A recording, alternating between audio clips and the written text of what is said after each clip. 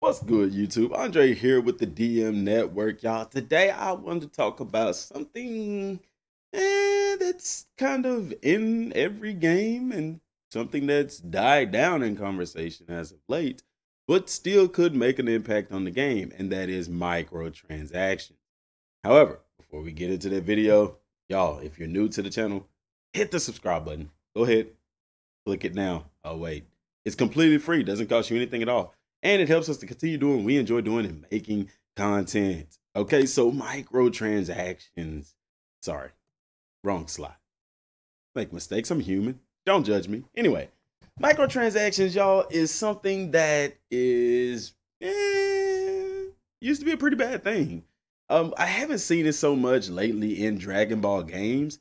It was kind of weird how Dragon Ball Xenoverse tried to implement microtransactions with the TP medals, but the game also did a phenomenal job of actually just giving them to you. Like if I logged in right now, I would probably have about 300 TP medals just sitting there waiting for me from the days that I've missed logging in. And they stay there, which is actually really cool. Now, microtransactions aren't a bad thing, in my opinion, if they're done right. As long as the game doesn't force you to use them, then it's all good. You know, like for instance, Xenoverse gives you a good amount of TP medals. There is no need to go and buy them unless you just don't feel like doing what it takes to get them, which isn't a grind, by the way. It's not much of a grind at all. Whereas opposed to a game like Dragon Ball Z Dokkan Battle, collecting Dragon Stones is a pain in the arse. You know, I mean, you could do the event missions, but you can only do those once. And anytime you complete a mission once, you get a Dragon Stone. But what happens after you've completed all the missions? You know, you don't have a way to get Dragon Stones. You got to buy them, and it sucks. This game, the reason I bring up microtransactions is because this is an RPG game, and with it being an RPG game, there's going to be loot drops, and there's should be drops. I mean, RPGs. How do you level up? There's going to be items. I imagine there's going to be power-ups and stuff, and we'll talk about those in a later video. But RPGs tend to have microtransactions in them. And so if Bandai does do that, what type of microtransactions will be in the game?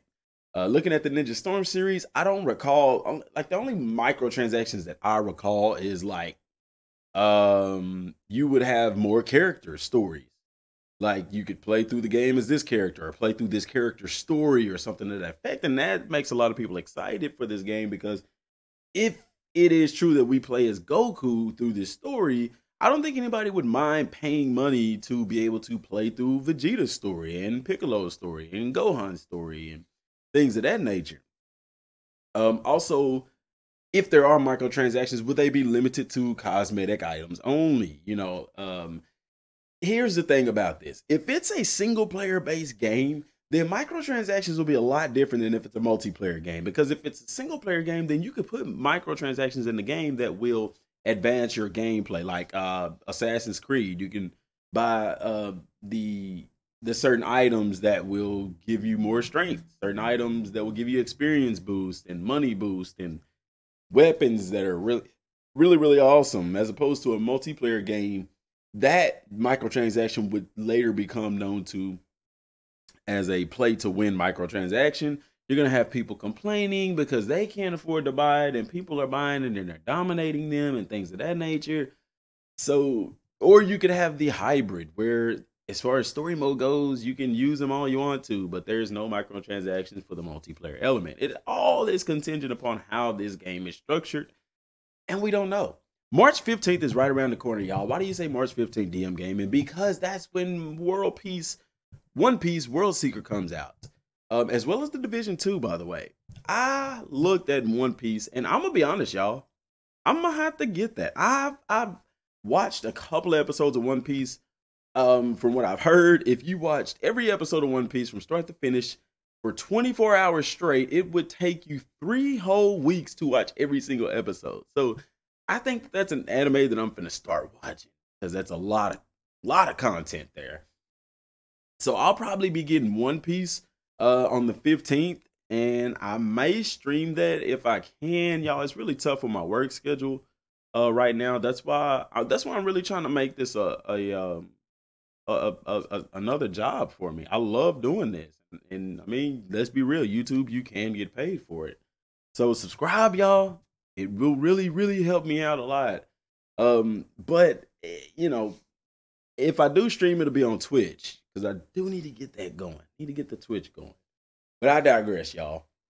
Microtransactions can make or break a game. Like I said, they haven't been that much of a big problem here recently and stuff like that.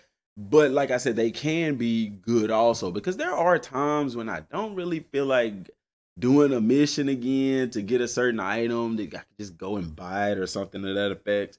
It all depends, in my opinion, on the grind. It depends on the grind. How is the grind in the game? If the grind in the game is not bad at all, if the grind in the game it's fun, it's something that you really, really enjoy doing, it's not like a strain or a hassle on you or anything like that, then it's gonna be interesting. Something like that will be, I don't need microtransactions to buy something that I need, but everybody's played those games where you do the same mission over and over and over and over and over and over and over and over and over and over again, Destiny, and you get the same things.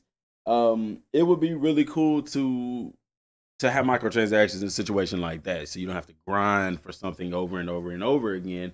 But like I said, it all depends on the game and how they structure it. With it being a Dragon Ball game, depending on how deep the combat system is, and when I say deep, I don't mean complex like Mortal Kombat or Dragon Ball Fighters. I mean deep as in, how many different super attacks are we going to have? How many different ultimate attacks are we going to be able to have? Are we going to be able to transform? Are we going to be able to power up? Are we going to be able to charge our ki? Yes. Are we going to be able to charge our ki? Because it could be like burst limit where we couldn't charge your ki. You just gain ki from fighting. That's not fun. I like to power up. But anyway, are there going to be beam struggles? How deep is the combat system? How can you link all of those together and stuff?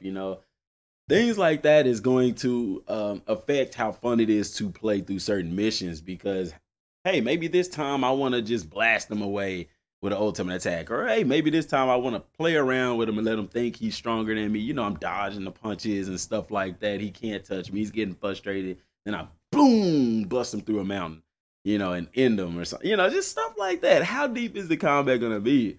Because then it makes playing missions a little bit funner. It makes the grind less of a grind, because now, you got some fun and adventure to it. And then if you introduce different characters, it just broadens that even more. I mean, the potential is out there for this game to be great, even if microtransactions is a part of the game.